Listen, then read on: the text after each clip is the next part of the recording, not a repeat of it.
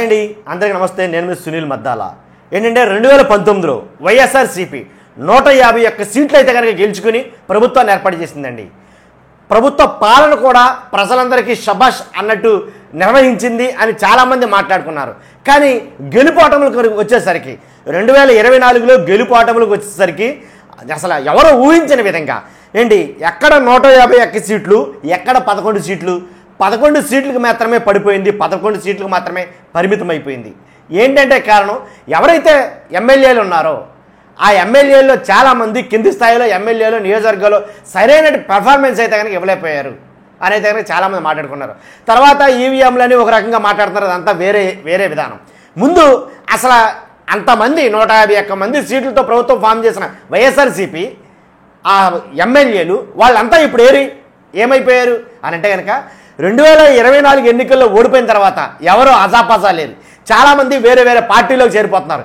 ఈరోజు కూడా కొంతమంది జనసేనలా చేరుతున్నారు, మీకు తెలుసు. ఇలాంటి సందర్భంలో వైఎస్ఆర్సీపీకి మిగిలిన క్యాడర్ ఏది?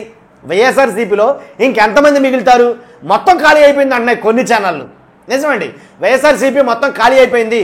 11 సీట్లు అన్నారు. సో ఆ 11 కూడా ఉండవు, మా ఉంటే జగన్మోహన్ రెడ్డి గారు ఒకడే మిగులుతాడు అని మాట్లాడుతున్నారు. నిజమేనంటారా? అసలు వైఎస్ఆర్సీపీలో ఎంతమంది మిగులుతారో మన అనాలిసిస్ ప్రకారం మీకు చెప్తున్నాను. సుమారు ఒక 60 పేర్లలాగా వచ్చినాయండి. ఆ 60 మంది ఎవరు? అసలు వీళ్ళని నమ్మిన బంటులా లేదా కట్టప్పలా? అసలు ఏంటనేది ఒకసారి మాట్లాడదామని ఈ వీడియో చేస్తున్నాను. కానీ 60 మంది నేను చెప్పాలంటే కొంచెం వీడియో లెంత్ అవుద్ది, కంగారు పడొద్దు. ముఖ్యమైన వాళ్ళు మాత్రమే తీసుకున్నాం మనం వైఎస్ఆర్సీపీలో పక్కాగా ఉండేవాళ్ళని. కాబట్టి 100% మీరు వినాలి. మీ నియోజకవర్గంలో అభ్యర్థి వైఎస్ఆర్సీపీ తరఫున ఉంటాడా ఉండడా వచ్చి ఎన్నికలకి అనేది మనం డిసైడ్ చేయబోతున్నాం. కాబట్టి ఫస్ట్ అయితే కనుక ఇంత ఎఫర్ట్ పెట్టి నాకు మోటివేషన్గా ఉంటుంది, ఒక లైక్ అయితే చేయండి. లైక్ చేయడం ద్వారా ఇది మీ బాధ్యత, ఎక్కువ మందికి వీడియో షేర్ అవుతుంది. వైఎస్ఆర్సీపీ ఖాళీ అయిపోయింది అంటున్న ప్రతి ఒక్కరికి ఇది ఒక సమాధానంగా ఉంటుంది. కాబట్టి ఖచ్చితంగా లైక్ చేయండి. మీ అమూల్యమైన అభిప్రాయాన్ని, ఇంకా ఎవరైనా సరే వైఎస్ఆర్సీపీలో స్టాండర్డ్గా ఉండేవాళ్ళు ఉన్నారా, లేకపోతే వాళ్ళు కూడా జంపేనా, మీ నియోజకవర్గం ఎమ్మెల్యే గురించి కూడా చెప్పండి ఖచ్చితంగా. కాబట్టి మీ అమూల్యమైన అభిప్రాయాన్ని కామెంట్ రూపంలో తెలియజేసి మన ఛానల్ని పక్కాగా సబ్స్క్రైబ్ చేసుకోండి. కొత్త వాళ్ళు అయితే కనుక కుదిరితే షేర్ చేయండి, ఫస్ట్ అయితే లైక్ చేయండి. ఏంటంటే చూద్దాం ఎంతమంది వైఎస్ఆర్సీపీలో ఉండబోతున్నారు అనేది. దాసరి సుధా సైలెంట్గా ఉన్నప్పటికీ వైఎస్ఆర్సీపీలోనే ఉంటారు. విరూపాక్షి, తర్వాత బూచేపల్లి శివప్రసాద్ రెడ్డి, రేగం మత్స్యలింగం, మత్స్యరాస విశ్వేశ్వరరాజు, వేణుగోపాలకృష్ణ, విడుదల రజని ఆరోగ్య శాఖ మంత్రిగా చేశారు. ఏంటి రోజా గారు చెప్పారు కదండి. వీళ్ళు వేరే పార్టీలోకి, అంటే ఇలా అన్నానని మీరు అనుకోవద్దు, వేరే పార్టీలోకి వెళ్ళడానికి కూడా ఆప్షన్ లేదు, ఖచ్చితంగా వైఎస్ఆర్సీపీలోనే ఉండాలి వీళ్ళు. కాబట్టి తర్వాత Bhumana Karunakar Reddy, Y V Subba Reddy TTD chairman, ఇప్పుడు ఆరోపణలు ఎదుర్కొన్నటువంటి టీటీడీ చైర్మన్ వైవి సుబ్బారెడ్డి. అలాగే సజ్జల రామకృష్ణారెడ్డి. వైఎస్ఆర్సీపీ కొద్ది గొప్ప ఘోరంగా దెబ్బతిందరా అంటే కనుక కొంతమంది కారణం ఉన్నారండి. ఈ సజ్జల రామకృష్ణారెడ్డి కొంత కారణం నేను అంట.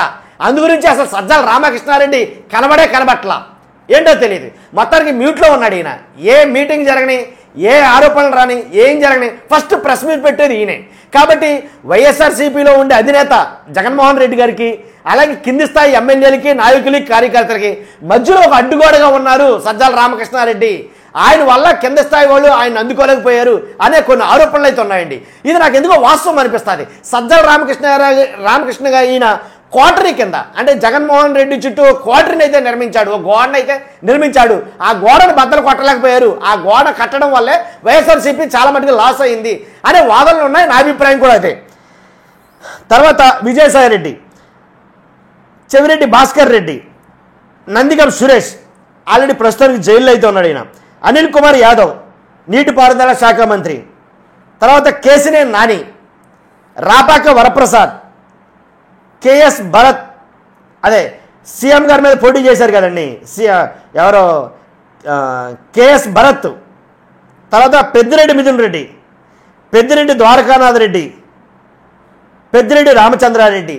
వీళ్ళ ఫ్యామిలీ వైఎస్ఆర్సీపీని అంటిపెట్టుకునే ఉంది ఫస్ట్ నుంచి కూడా, ఇప్పుడు కూడా వాళ్ళతో పాటే ఉంటుంది. వాళ్ళని నానా రకాలుగా చిత్రవాదాలు పెడుతున్నా సరే వీళ్ళు మాత్రం ఎట్టి పరిస్థితుల్లో బయటికి వెళ్తారేమో చాలా మంది అనుకున్నారు, కానీ ఎట్టి పరిస్థితుల్లో వెళ్ళరు. వీళ్ళు స్టాండర్డ్గా వైఎస్ఆర్సీపీ జగన్ గారిని అంటిపెట్టుకుని ఉంటారు వీళ్ళు.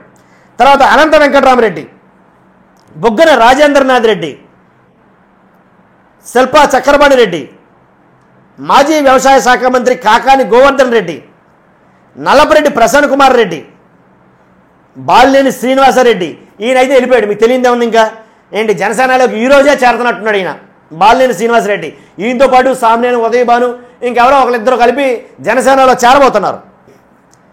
తర్వాత మాజీ మంత్రి మేరుగు నాగార్జున, తర్వాత తాటిపర్తి చంద్రశేఖర్ ఎర్రగొండపాలెం ఎమ్మెల్యే ఈయన, తర్వాత పెండ్యాల రామకృష్ణారెడ్డి, తర్వాత అంబటి రాంబాబు గారు వైఎస్ఆర్సీపీకి నన్ను అడిగితే కనుక ఒక లెఫ్ట్ హ్యాండ్ ఒక రైట్ హ్యాండ్లో అంటాడు ఈయన, సారీ. తర్వాత మేకతోటి సుచరిత హోంమంత్రి పదవి పోయిన తర్వాత ఇప్పుడు బయటికి వెళ్ళిపోద్దని అనుకున్నారు చాలామంది, కాకపోతే మళ్ళీ ఉంది కానీ సైలెంట్గా మ్యూట్లో ఉన్నారు ఆవిడ. తర్వాత మద్దాలి గిరి, సామినేని ఉదయభాను రిజైన్ చేస్తారు కదా, నేను చెప్పాను కదా జనసేనలోకి వెళ్ళే జాబితాలో ఈయన కూడా ఉంటాడని. వెల్లంపల్లి శ్రీనివాస్ సేమ్. జోగి రమేష్ గారు ఈయన అరెస్ట్ చేయడం జరిగింది, ఎందుకంటే వైఎస్ఆర్సీపీలో చాలా ప్రాముఖ్యంగా ఉన్నటువంటి వ్యక్తి కాబట్టి అరెస్టుల పర్వంలో ఉన్నట్టు ప్రస్తుతానికి ఈయన. తర్వాత వల్లభనేని వంశీ నిన్నటిదాకా కనబడతలేదు అన్నారు. ఏదైతే ప్రెస్ మీట్ పెట్టారో కొడాలి నాని, అలాగే పేరు నాని గారు, వల్లభనేని వంశీ గారు, వాళ్ళ ముగ్గురు ప్రెస్ మీట్ పెట్టిన తర్వాత మరి ఇప్పుడు వల్లభనేని వంశీని కూడా అరెస్ట్ చేస్తారు అని అయితే కొన్ని మాటలు అయితే వినిపిస్తున్నాయి. చూడాలి ఏం జరుగుతుంది అనేది.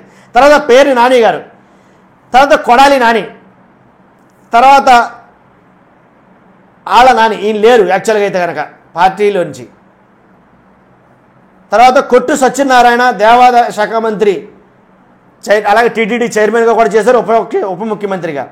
తర్వాత మంత్రి కారుమూరి నాగేశ్వరరావు గారు, గ్రంథి శ్రీనివాస్ గారు, మార్గాని భరత్, జక్కంపూడి రాజా, తోట త్రిమూర్తులు జనసేనలోకి వెళ్ళిపోయాడు కదా ఈయన ఎమ్మెల్సీ, ద్వారంపూడి చంద్రశేఖర్ రెడ్డి, మంత్రి కురసాల కన్నబాబు, తానేటి వనిత మాజీ హోంమంత్రిగా చేసినట్టున్నారు మంత్రి కదా, ఎస్, వంగా గీత గారు, తర్వాత మంత్రి దాడిశెట్టి రాజా గారు, కన్నబాబు, అలాగే కరణం ధర్మశ్రీ, గుడివాడ అమర్నాథ్ ఐటీ శాఖ మంత్రి మాజీ IT, M V V Satyanarayana, Avanthi Srinivas, MLC Kolagatla Veerabhadraswamy,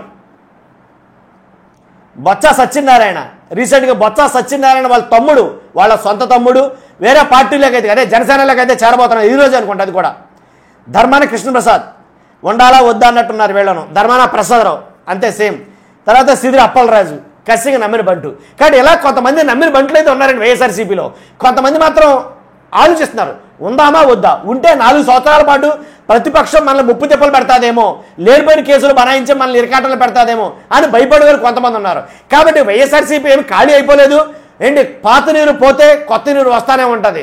చాలా సింపుల్గా అయితే కనుక జగన్మోహన్ రెడ్డి గారు చెప్పారు, పోతే పోనండి అబ్బా ఏమవుద్ది, పోయిన నీరు పోతూ ఉంటారు, వచ్చిన నీరు వస్తూ ఉంటారు అనేది అన్నాడు. సేమ్ అదే మాట, పాత నీరు పోతే కొత్త నీరు వస్తూ ఉంటుంది, ఖాళీ అయితే అవదు. ఎందుకంటే మామూలు వ్యక్తి కాదు అవతల ఉన్న వ్యక్తి జగన్మోహన్ రెడ్డి గారు. కాబట్టి చూద్దాం వీళ్ళైతే కనుక ఉన్నారు. మీ దృష్టిలో ఇంకెవరైనా ఎంతమంది అయితే ఉన్నారో వాళ్ళ పేర్లు కూడా చెప్పండి. మీ ఎమ్మెల్యే, మీ స్థానిక నియోజకవర్గం ఎమ్మెల్యే వైసీపీలో ఉంటాడా, లేకపోతే జంప్ అవుతాడా, లేకపోతే కంటిన్యూ చేస్తాడా ఏంటని మీ అభిప్రాయం తెలియజేయండి. ఖచ్చితంగా చూస్తున్నా మీరు అందరూ కూడా. మర్చిపోవద్దు, ఫస్ట్ అయితే లైక్ చేయండి, ఎక్కువ మందికి వీడియో షేర్ అవుతుంది. అలాగే పక్కగా సబ్స్క్రైబ్ చేయండి. మీ అమూల్యమైన అభిప్రాయాన్ని కామెంట్ రూపంలో తెలియజేయండి. Thank you very much.